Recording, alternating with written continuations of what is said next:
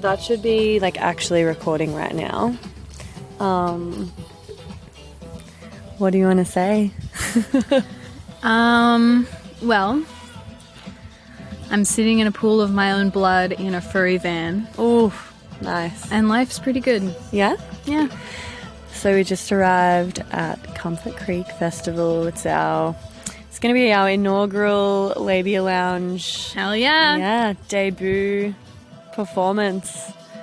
Performance? No, appearance. I feel like there's not going to be too much performing. There was going to be. Maybe a little bit. But now I'm knackered. I know, but once it's set up, we'll be excited. I just can't even imagine having the spoons to like run a workshop or something. I know. But we're definitely going to be collecting some stories and some anonymous questions that we'll either answer on a podcast episode or live at the festival. I don't know. We're just winging it at the moment. Hell yeah. Just, what's that expression? Oh, no. Fuck. I wanted to say flying by the seat of our period panties. Yeah, that's good. What's wrong with that? Well, I like that, but then I also got distracted in my head about that other expression that's not really, like, applicable, but you know how people say, like, I don't know, traveling, like, backpacking around, like, living on a shoestring? Is that the expression? It's not shoelace. Living on a shoestring. I don't know, maybe. Yeah, I think I wanted to say like just living on a tampon string, but I was like, firstly, it's not even the expression that I want. Secondly, I don't think it's close enough to the actual saying that people would know what the fuck I'm talking about. You walk that line so often. You do. Oh, do you think I say a lot of things that people don't know what I'm talking about? No, but you love taking sayings and swapping words out. I do. Yeah. I do. Okay, cool. Cool. Well, let's listen to this and see if this is, by the way, in case I use this in an episode, this is me figuring out how to use this new recorder that I've got that I think is like the kind of recorder that you see journos using in the field to interview people. So pretty excited. Got it secondhand off Facebook Marketplace. What? And very, very, very tech averse. So it's taken me a super long time and right up until the last minute at the actual festival in the back of my fluffy van to actually pull it out and learn how to use it. So this is the test recording. Anything to add, my co-host? Copilot, I reckon. Copilot, yeah. No, I don't think so. Good's to come. Sicko. This program is brought to you by Pussy Magnets. Put a midge on your friends with a Pussy Magnet. Welcome, my lovely lumps. Or should I say lovely labs? I'm so thrilled to have you here in the Labia Lounge to yarn about all things sexuality, womanhood, holistic health, and everything in between. Your legs. Can never help myself. Anyway, we're going to have vag loads of real chats with real people about real shit. So buckle up. You're about to receive the sex ed that you never had and have a bloody good laugh while you're at it. Before we get stuck in, I'd like to respectfully acknowledge the traditional custodians of the land on which I'm recording this, the Menang people. It's an absolute privilege to be living and creating dope podcast content on Noongar country, and I pay respect to their elders past, present, and emerging. Now, if you're ready, let's flap and do this. Oh God, is there such thing as too many vagina jokes in the one intro? Whatever, I'm leaving it in. It's my podcast. Don't panic, you're not broken. Your sex education was a piece of shit. Get your flaps out and pull up a couch. It's the Labia Lounge. Hey everyone, this is Hannah and Freya coming at you from Comfort Creek. We've just set up our Labia Lounge for the first time. Hello dear punter. They already want to get involved. Dude, this looks sick.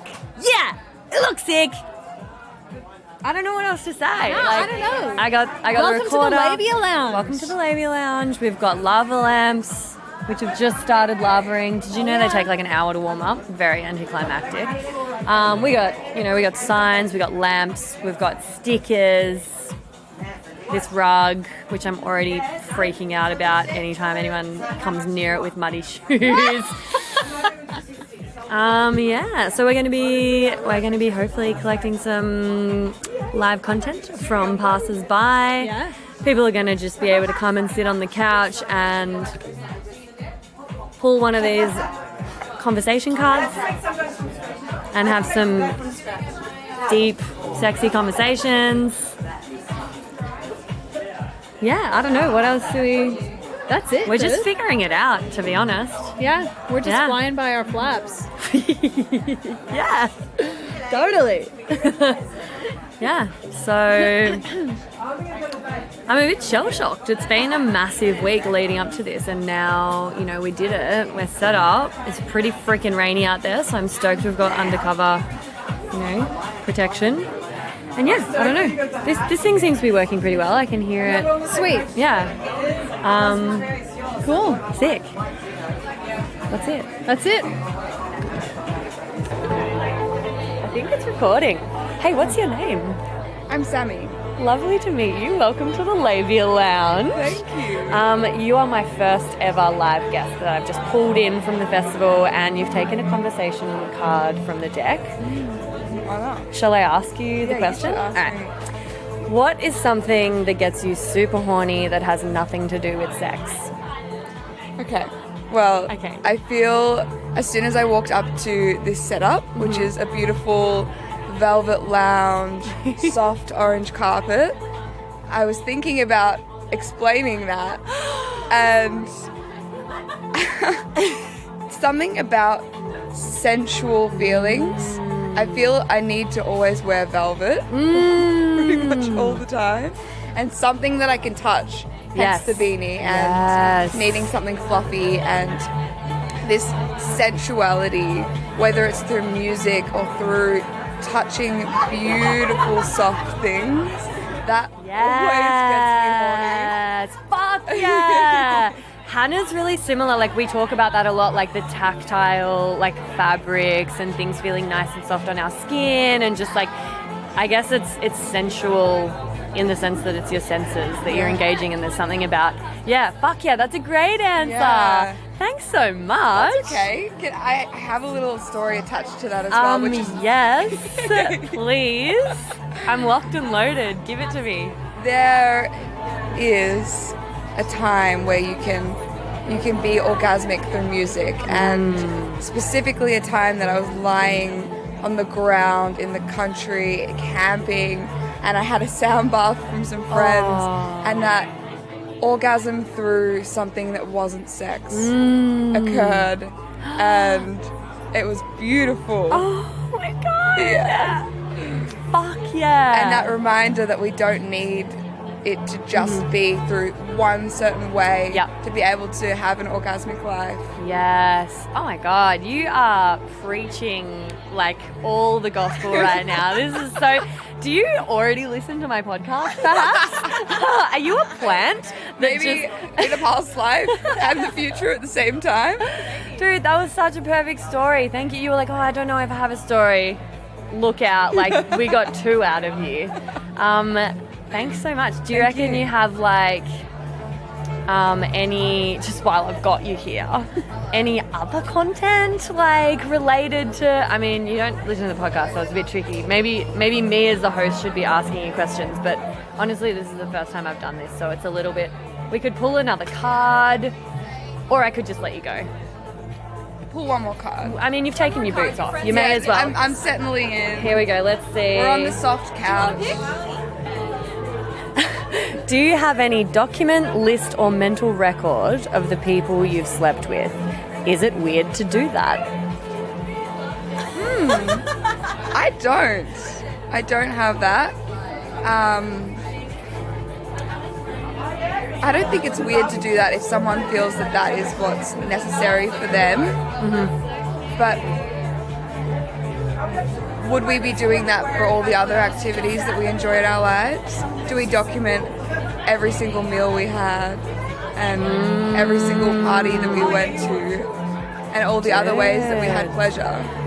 So what is the reason for this documentation? Because it feels a little, like when you put it that way, it feels a little bit like, oh, it's a notch on the bed frame or the belt or whatever that expression is. It's a conquest. Or I guess you could look at it like that was a moment of intimacy and vulnerability where I shared some like pretty special part of myself with someone else and I had this experience and I want to remember that. But it's like, do we need a list to remember that? Yeah. Because the only people I know that do that, the person who actually sent me in this question, I reckon he has a document. But I think he journals a lot, and so through the years he'll just kind of have it written down, and he does like I don't know, I need to ask him, like, why do you... Yeah. That in itself, if someone's doing it from self-awareness and maybe an opportunity to say, well, I did share that energy with someone and I did share that space, that vulnerable space, and to be able to choose what to do with that coming into the next few weeks or the next few years. And so there is that side of it of maybe keeping track of... True. I reckon though, I don't know, but I reckon if someone's got a list, it's a bit of a like, haha, these are all the people that I've fucked. Or maybe they're just trying to like keep track of the number, you know, because that's a thing for some people, like, what's your number? Yes. You know? Yes. I don't know though. Sick. Well, thanks so much for being my first guest. Pleasure. How was that for you? Yeah? Loved it. I mean, Yes. we got the rug. Yeah, that was beautiful feedback, by the way, from you about this space, because, you know, you're the first person to engage with it, and we just set it up. Both of us are very tactile, so we like soft, velvety things. It drew me straight in. All my covers of velvet look like this. Yeah, sick. Amazing. So yeah, what brings you here to this festival? Well, I heard about Comfort Creek through a Bumble match. Dude! Yeah, so we were chatting and I asked this lady who I haven't actually met yet. Is she here? Oh my god! Are you kidding? This is my favourite I know, kind of story. I know. So, no pressure. I might run into her. I might not. We're going to make you look I'm hella just popular. here. I'm just here, and she's here, and we spoke. And I asked, one of the questions I asked her was like, "Yeah, how's summer looking? What have you got planned? Are you going to go to some festivals?" And she said Comfort Creek, and I'm like, "That looks like a fucking rad festival." So I just bought a ticket, and then... Does she know you're here? No. Oh my god, do you think she's going to think you're stalking her though? Am I though? Like, Are you? I'm just having a good time. I have no idea. I mean, that would be my first thought. Yeah, I'd like to be honest, I can't even remember her name.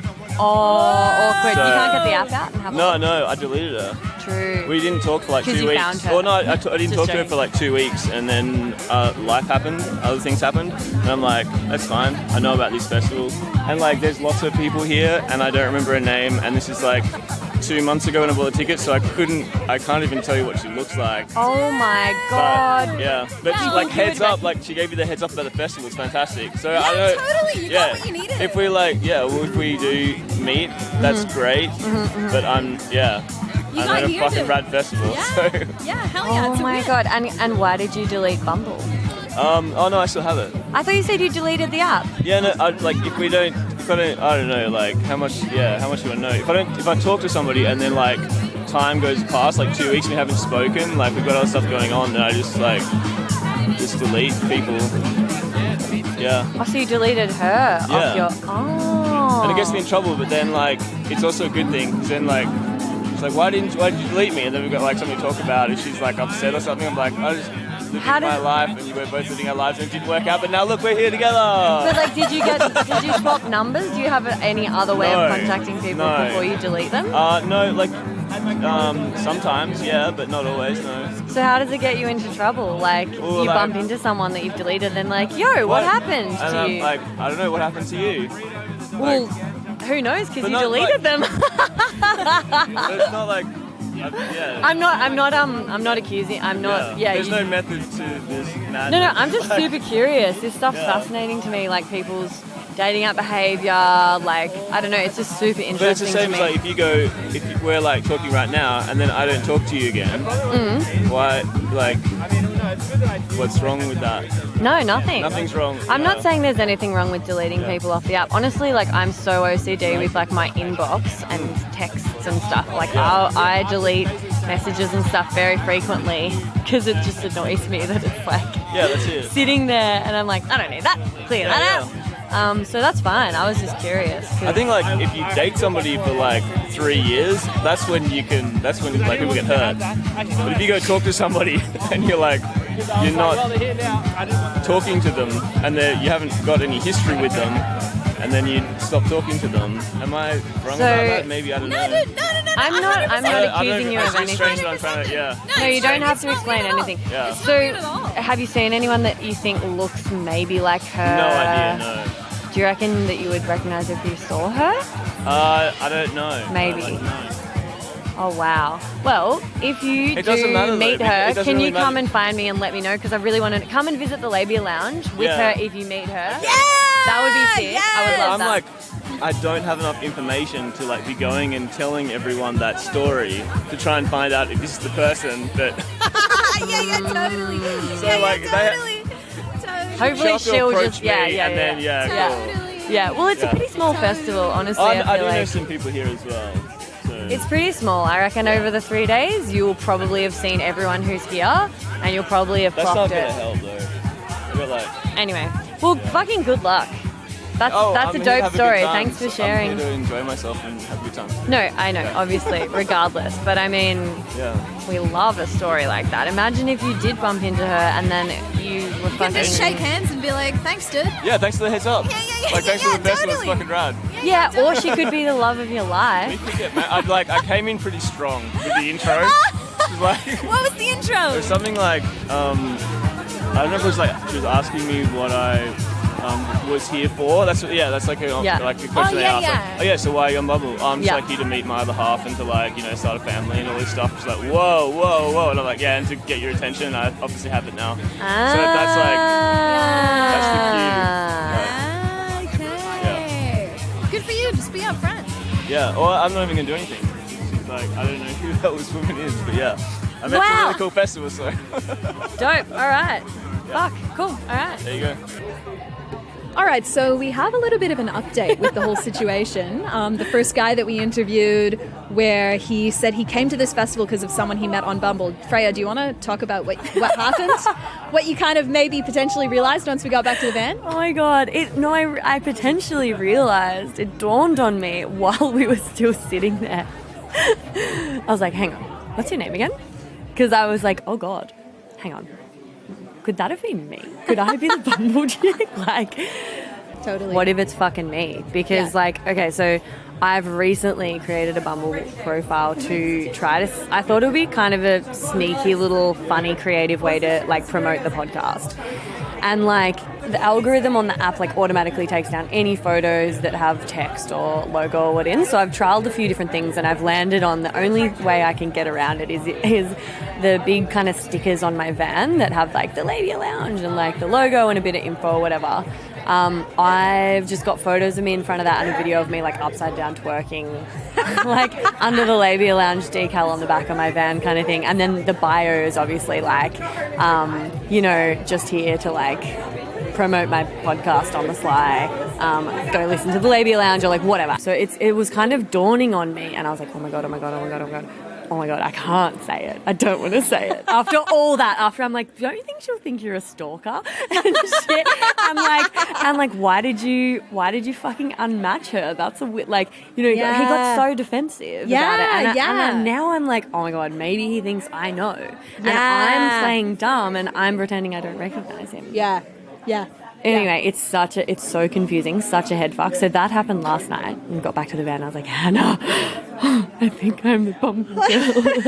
Hey, Babe Towns. So sorry to interrupt, but I simply had to pop my head into the lounge here and mention another virtual lounge that you've got to get around. It's the Labia Lounge Facebook group that I've created for listeners of the potty to mingle in. And there you'll find extra bits and bobs like freebies or discounts for offerings from guests who've been interviewed on the podcast, inspiring and thought-provoking conversations, and support from a community of labial legends. So head over to the links in the show notes and I'll hopefully see you in there. And now, back to the episode. So you're not really on there trying to like meet the love of your life, whereas this guy, as you heard in his story, he wants to get married and have kids ASAP. So I feel like it's a little bit of an awkward situation because you don't want to be like, ooh, that was me, and potentially set up some lovey then there would be vibes. this like, there's this unspoken thing of like, well, we met on a dating app, so like there must be some attraction there or some potentiality, and I don't like feeling the pressure of that.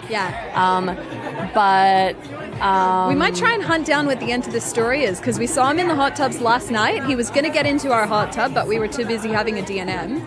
So he got into the next door hot tub, and he ended up politely declined. I was like, oh no, because he was like, do you mind if I join you? I was like, oh nah, like I'm having a bit of a D&M. I just really wanted to be debriefing with you. And then he hopped in the other hot tub, and then another chick got in, and then 5 minutes later they're pashing.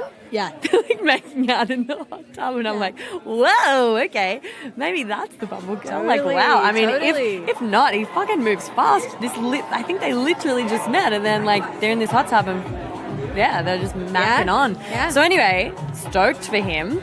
And then this morning, he came up to me while I was sitting and eating brekkie. And I was like, how'd you go? Have you found her? Like, where's this, Bumble chick at? He was like, nah, but I did go on the app this morning and I swiped and I found her again. So now I know what she looks like. Totally. And so I'll be able to recognize her. Yeah. And I'm sitting there going like, is it me? Does he fucking know it's me? Exactly. Has he known all along? Is that why he approached me in the first place? It's hard to tell if he's dropping hints or if he's just on his own private mission. No. Okay, I think this morning I reckon I'm 99% that he knows and that it's me. Oh, wow. Because this morning I asked him about that. He's like, yep, now I'll be able to recognize her. And then he was like, so like, how's your romance life going? There's a lot of hints, I reckon. But I just don't know if he's known all along or if he just like had to be sure that's why he swiped on the app. Yeah. Anyway, that's fucking hilarious if it's me. Yeah, maybe you should go on your app and swipe and see if you get any match with him. Oh, fuck. Shit. Oh, yuck, I don't want to do that. I think for the sake of the podcast and the story and the narrative, yeah, like the story. The plot? No, story arc for the story arc. Yeah, I need to get him over here and just be like, "Oi, am I the fucking Bumble girl? And how long have you known?" Totally. And like, what are you playing at? Totally. And you know what's so funny if you're not? I know. Just put yourself at the center of this person's life story. But like, what are the chances that there'd be someone like, I don't know, as he was being like telling me details about what he'd like, I don't know, there was things that in my brain were just tugging a little fucking neuron back there, and I'm like, I think this sounds familiar. So anyway, now that this microphone is up to speed with the situation, hopefully there'll be an update soon.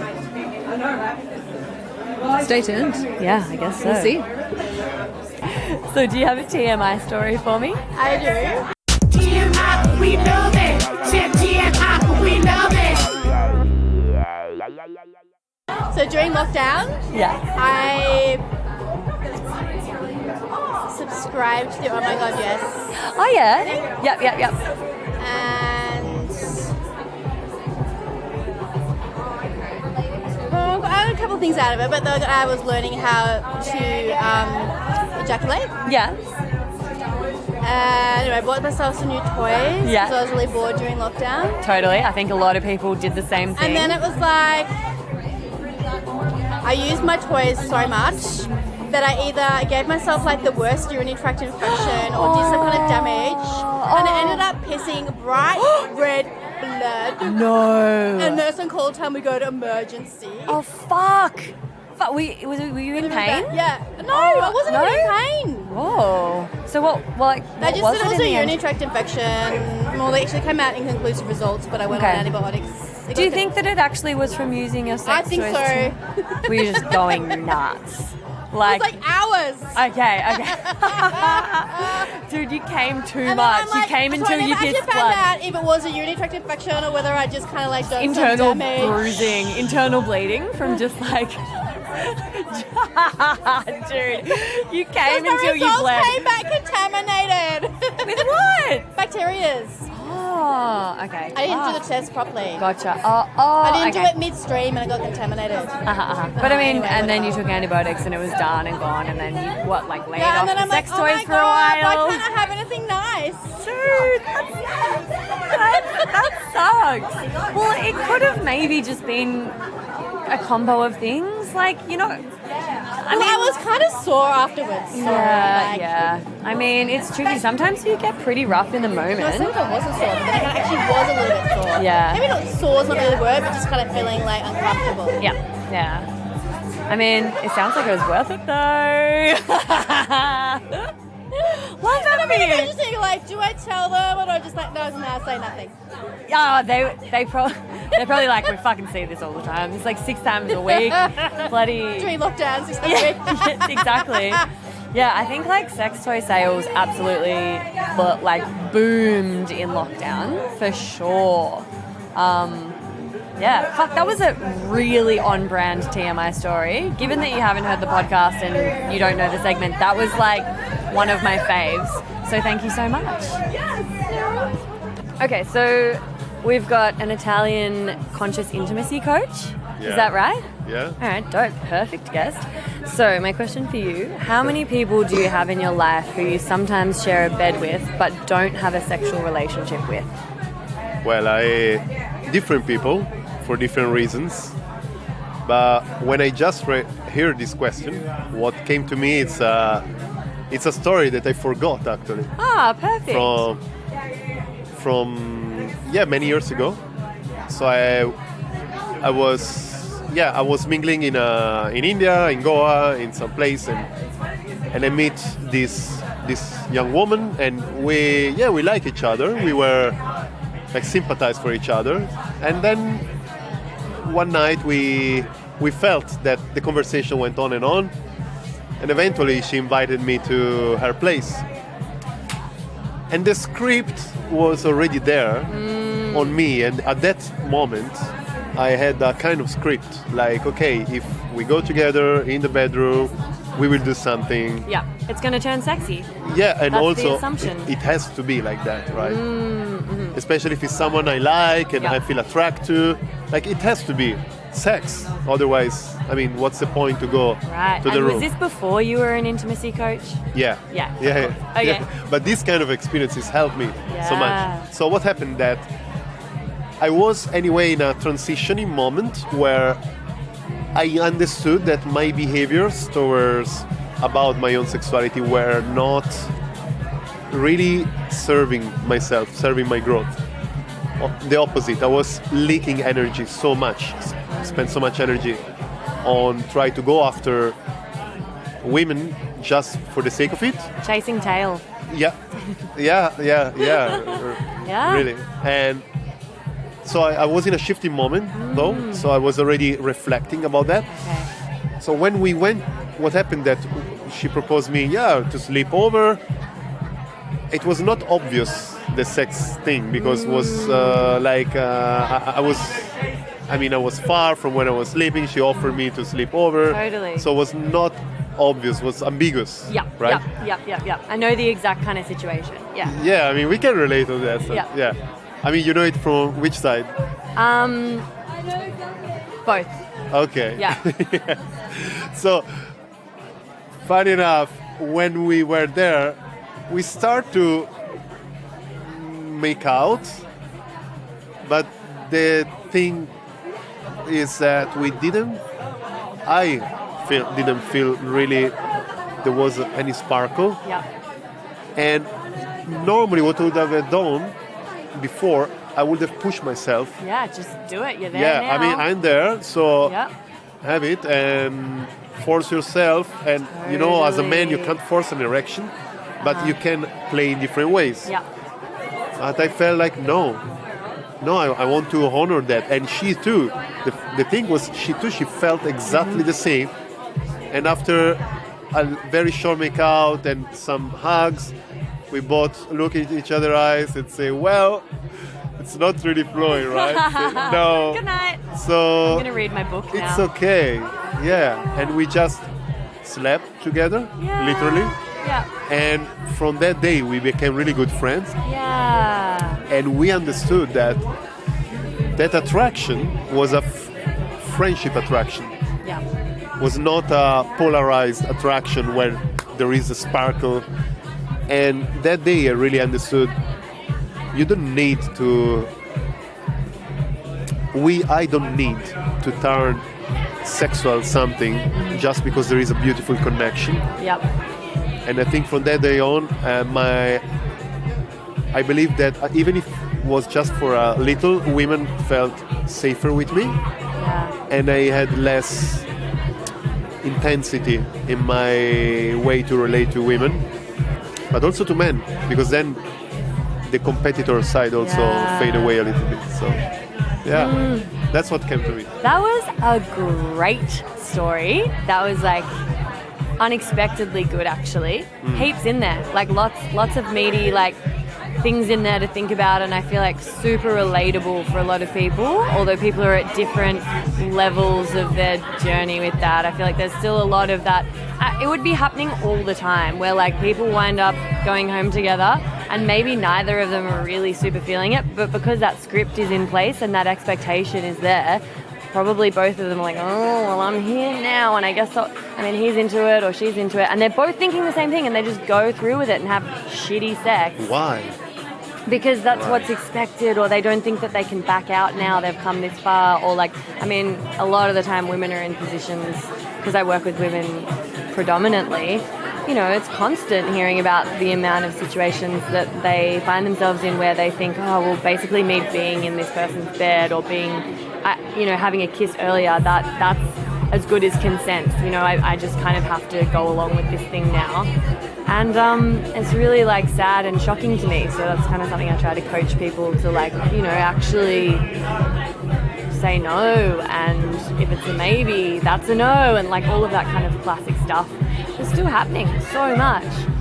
So it's interesting to hear, like, I think it's more rare to hear a masculine side of that. Yeah, it's what you say, it's super important also from the male side, because I feel that most of the time, I grew up like that, in a culture that we need. I felt that I needed to push in order to obtain sexual connection. Yeah. And I also, nowadays, I detect that the belief that I had is that I need sexual connection in order to be intimate. And deeper, subconsciously, not really consciously, I need intimacy in order to feel connection, to feel I can relate deeply to someone. And so the logic fault there is to think first that we need to do that through sexuality. Yeah. Doesn't have to.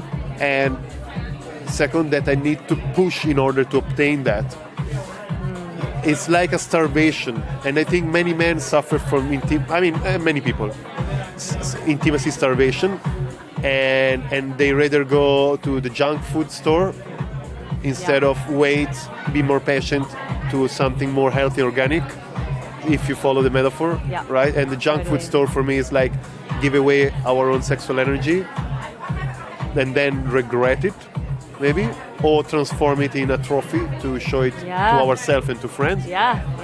But also, while doing that, connected to what you just shared, it's acknowledging that if we try to push as men, we don't understand that on the other side, many women will say yes, even if they don't mean it.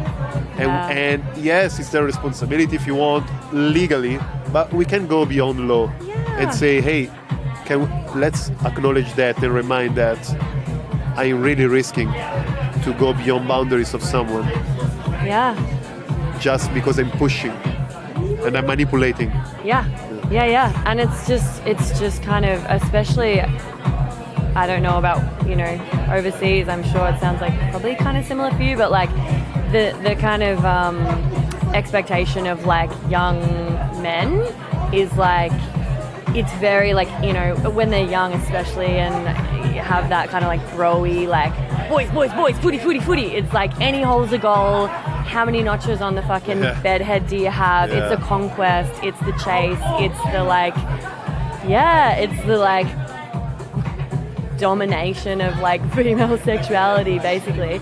And like there's so many men that like just felt pressured to kind of behave like that and didn't actually really buy into it, but it was just that was normalized and that was how everyone else was behaving. So maybe they didn't have parents that like kind of educated them on anything to do with Of course, I mean, who are the parents that are educating about consent? None. Maybe nowadays, maybe. But so far. Yeah, I know. So it's like it's no one's fault. It's not the boys' fault that they're like that, but they just it's pretty shocking. I have luckily one of the things that I would like to say to many men, like, don't have sex if one of you is intoxicated by anything, by alcohol, especially by alcohol. I would say especially by alcohol. Definitely, yeah. Look for the cues as well, like ask. Like, I mean, it's just mind-blowing that people can kind of blow past all of these like non-verbal cues that someone's not really that into it and just still keep... I feel like energetically I can feel if someone's not into sex, and I wouldn't keep like doing stuff to their body. And it's like if I think back to my early kind of sexual history, so much. It's just crazy to think about, like the boys just like continuing to push my boundaries and keep trying to do stuff when I was like, no, like I'm not that into this or whatever. It's like, just horny little teenagers, and that somehow carries into adult life, and there's still like men that do that and just basically want to take what they can.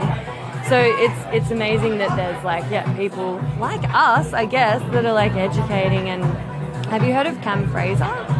Yeah, I've been working with him. He does incredible like work amazing. in that space because he came from that footy, boys kind of background and was victim to all of that patriarchal bullshit. And he's kind of like become really like sentient of that and turned it around. And now he's coaching other men. And I think so many like just regular average dudes, Aussie dudes, will find him accessible and approachable because he gets it. He was one of them. And now he's just sort of taking a more conscious approach and helping other people. I think, it's God's work. Yeah. Thank you for doing that. Yeah, you too. Thanks for those answers. That was great. Yeah. My name, by the way, is Manuele Paradiso. All right. Beautiful. Yeah. You'll be on the potty. Thank you so much. Yeah, pleasure. Thank you. Excuse the interruption, my loves, but I'm shamelessly seeking reviews and 5-star ratings for the potty because, as I'm sure you've noticed by now, it's pretty fab. And the more people who get to hear it, the more people it can help.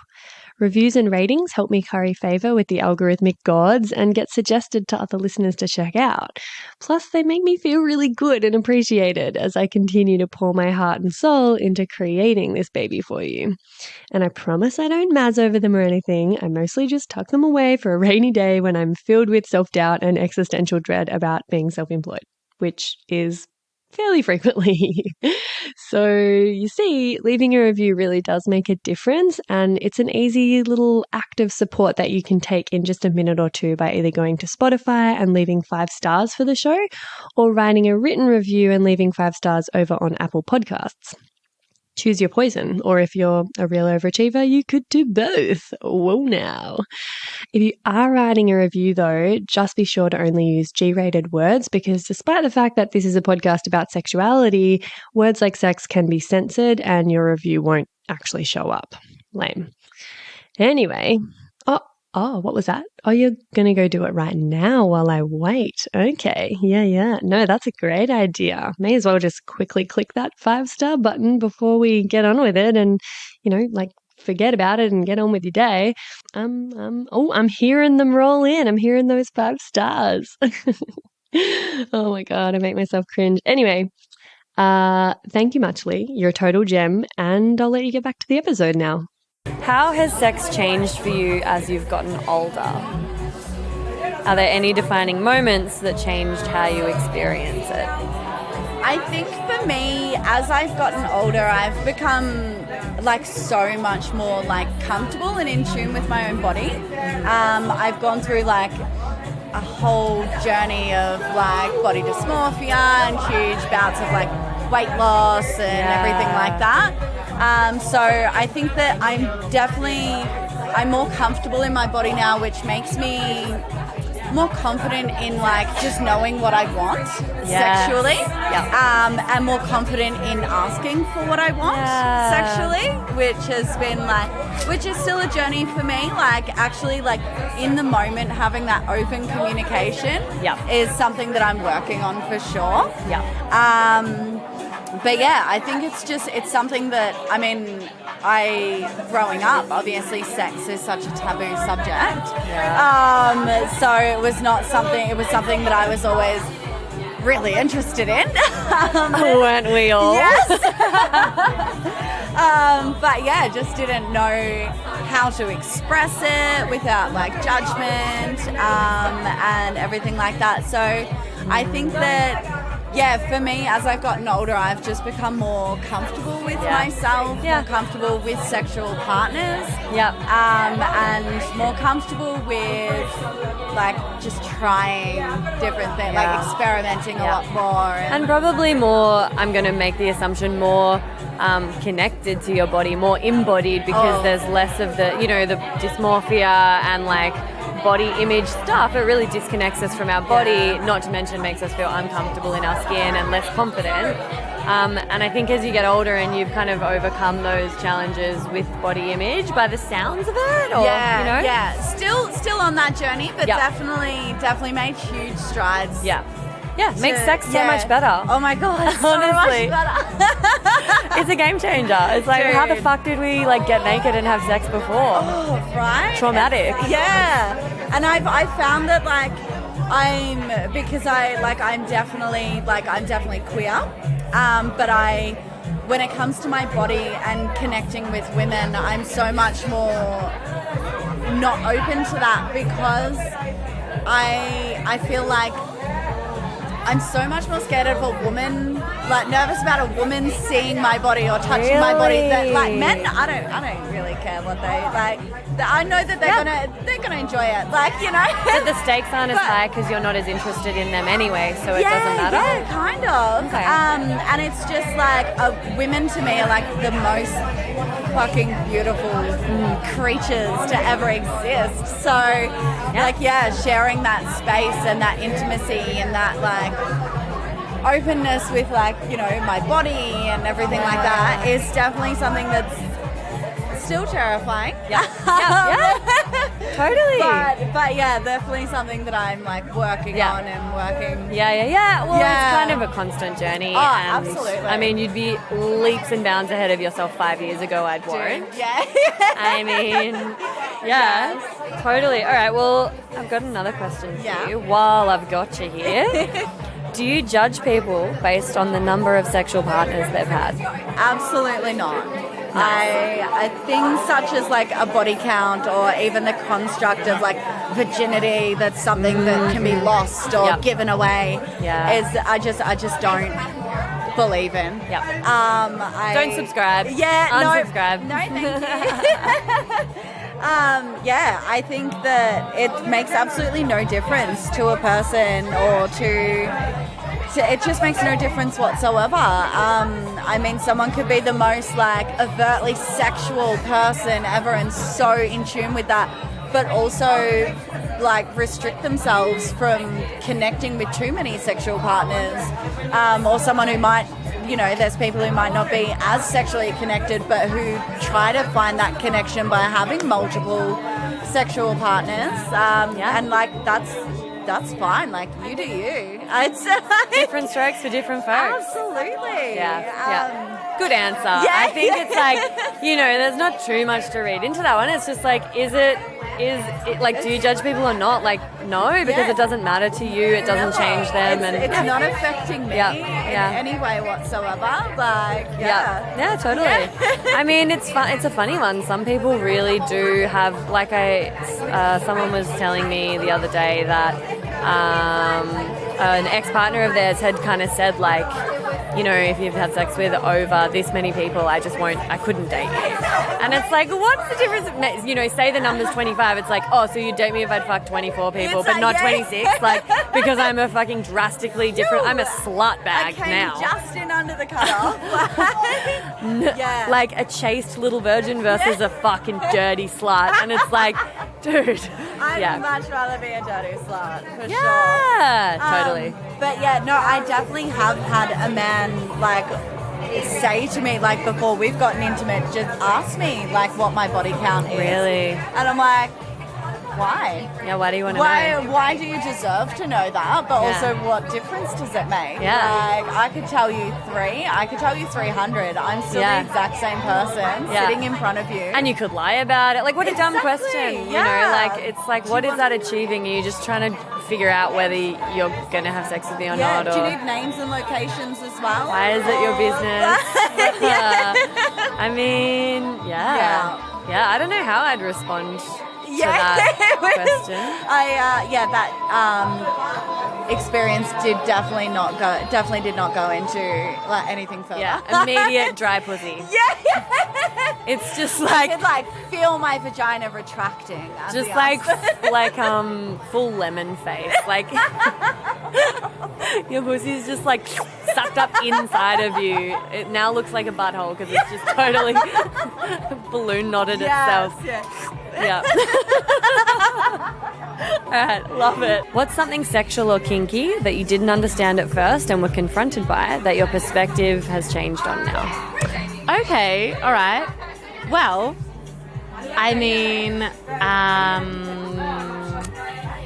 look, originally, probably everything was confronting in that space. Mm-hmm. And now I would say that it's interesting because I think it's a real spectrum, and I think that what is kinky to one person is really kind of basic to someone else, or vice versa, you know, and that's the thing. So in terms of what's kinky originally for me, or when sexual, I first, or just something sexual, like something that you were like, oh, I'm not into that, or that seems fucked up in some way, or I'm grossed out by that, and now you're like, oh, I get it. This is hot. Well, probably that whole like dominatrix kind of like the power play thing. Yeah. Like I'd say I'm probably naturally more submissive. Yeah. But with the submission comes like a lot of trust. Like I'm only going to let someone else be in that position if I trust them. But I actually really enjoy that. Whereas I guess originally I probably saw it as confronting because I was out of control, but I've kind of, you know, evolved with that. Yeah, and then probably like the kinds of intimate relationships you were having when you were younger might not have quite been mature or safe enough to explore that more deeply. I don't know. I mean, personally... Well, to be fair, first relationship was great, but then there's absolutely been a few, you know, connections that definitely weren't. But yeah, it's nice because it's been something, like, I mean, it's not even particularly kinky, really. No, but it was my original self going, oh, wow, that's a lot. And I don't know how I feel about that. And I've been, you know, I think I was probably more on the I don't want to be controlled stance when I was younger. That's degrading. But it's changed. I actually really enjoy it in the bedroom. So what changed how you felt about this? Was it like a particular experience or relationship where you actually could explore it for the first time properly and be like, oh? I'd say probably experience of being in that position and enjoying it, but actually feeling really safe and knowing that that person, if I ever had a problem with anything, would be super respectful. And then that's probably what shifted my view, because prior to that, I don't think that had been my experience. I either thought I was out of control or I was giving away my power, and the realization that I wasn't doing either of those things. So, absolutely. And it was a choice, and it was consensual, and it was actually what I wanted. See? You know? I'm stoked for you. And I think that that's a pretty relatable story. Like, I would say I'm very vanilla. But similarly to your answer, like, everything used to be confronting and scary in the sexual realm for me.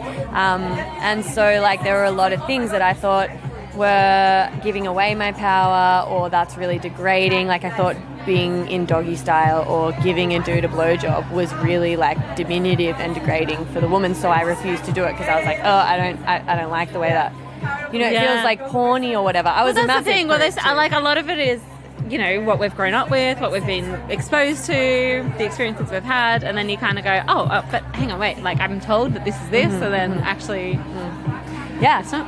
Yeah, so I like it. I've changed my tune about all of that stuff. I'm still very vanilla, but I really get like that, the juiciness. Vanilla's in underrated. surrender. Vanilla's a really great flavour.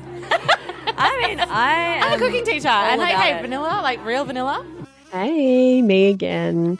If you'd like to support the potty and you've already given it 5 stars on whatever platform you're listening on, I want to mention that you can buy some really dope merch from the website and get yourself a Labia Lounge tote, tee, togs. Yep, you heard that right. I even have Labia Lounge bathers. Or a cute fanny pack if that'd blow your hair back. So if fashion isn't your passion though, you can donate to my Buy Me a Coffee donation page, which is actually called Buy Me a Soy Chai Latte, because I'll be the first to admit I'm a bit of a Melbourne cafe tosser like that. And yes, that is my coffee order. You can do a once-off donation or an ongoing membership and sponsor me for as little as 3 fat ones a month. And I also have a Sunroom profile over on the Sunroom app, as I've mentioned. And I also offer one-on-one coaching and online courses that'll help you level up your sex life and relationship with yourself and others in a really big way. So every bit helps, because it ain't cheap to put out a sweet podcast into the world every week out of my own pocket. So I will be undyingly grateful if you support me and my biz financially in any of these ways. And if you like, I'll even give you a mental BJ with my mind from the lounge itself. Saucy. And I'll pop the links in the show notes. Thank you. Later. So do you prefer verbal or non-verbal communication in the bedroom, and why?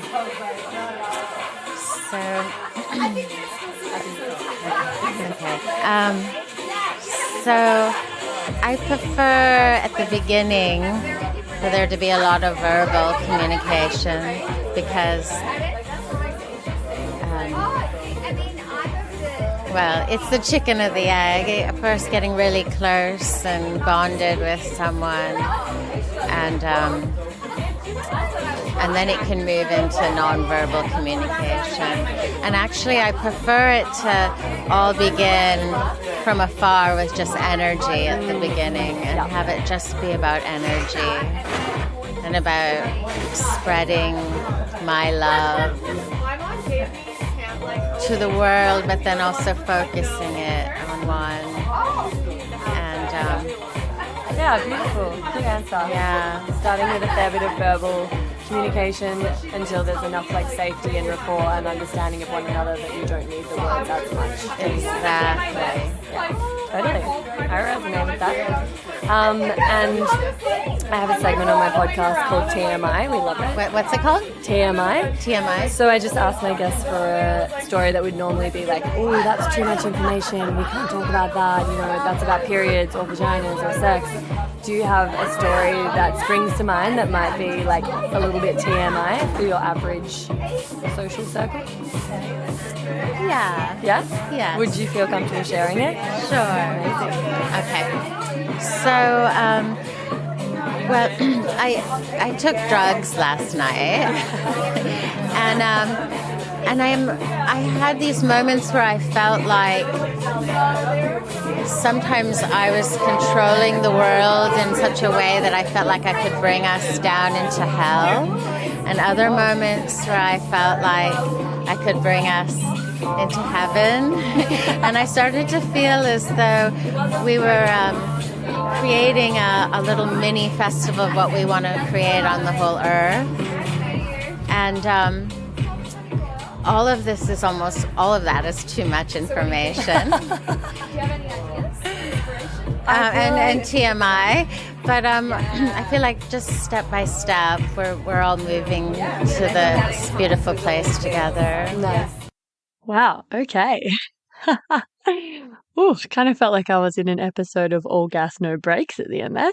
Alrighty, so that concludes part 1 of the Comfort Creek Chronicles, which I've just dubbed on the spot. I've got heaps of audio still from the festival. I just thought I'd sort of cut it off there, make part 1, and I'll edit together another episode or 2 for you. But I also wanted to like tie up a bit of a loose end, or at least try to start setting up a bit of a loose end tie up for you on Bumble Guy. And I'm hoping maybe like if he hears this episode, he'll get in touch so that I can wrap that little story up with a bow, because unfortunately I didn't end up chatting to him. He didn't come and visit the lounge, didn't end up chatting to him again after that. So I don't actually have his side of the story. I don't actually know what to tell you, whether he knew, whether he thought I knew, whether he was just fucking with me or thought I was fucking with him. I don't know. It's a pretty bizarre situation, really. And yeah, I wish I could tell you what the ending of that was, but yeah, don't know. So anyway, if you're listening, get in touch and just like send a voicey or a message and fill us in, because we want to fucking know, like, what was the sitch there, buddy? And before I finish up, I've got a little TMI story that one of the punters left in a little anonymous box that we have for stories when they don't want their voices on the podcast, understandably. And I'm going to read it out for you. I once had sex in a small temple-esque space. I ended up ejaculating on the ground and we went to sleep. The next day, we found hundreds of ants questing up the hill and into the temple to consume the sacred nectar. Nice. Thank you, anonymous person that gave me that story. That was a really funny one to pull out of the box and read. And that's it for today. I'm gonna come at you next week with another installment, and yeah, we'll also be getting back to regular episodes where I just interview the one person. If this is all a little bit too stimulating with the doof in the background and the chopping and changing, but yeah, I just thought I'd try out this new format. And that's it, darling hearts. Thank you for stopping by the Labia Lounge. Your bum groove in the couch will be right where you left it, just waiting for you to sink back in for some more double L action next time. And in the meantime, if you'd be a dear and subscribe, share this episode, or leave a review on iTunes, then you can pat yourself on the snatch, because that, my dear, is a downright act of sex-positive feminist activism. And you'd be supporting my vision to educate, empower, demystify, and destigmatize with this here podcast. Also, I'm always open to feedback, topic ideas that you'd love to hear covered, or guest suggestions. So feel free to get in touch via my website at freyagraph.com, or say hey over on Insta. My handle is Freya_graph_YMT, and I seriously hope you're following me on there, because damn, we have fun. Anyway, later labial legends. I'll see you next time.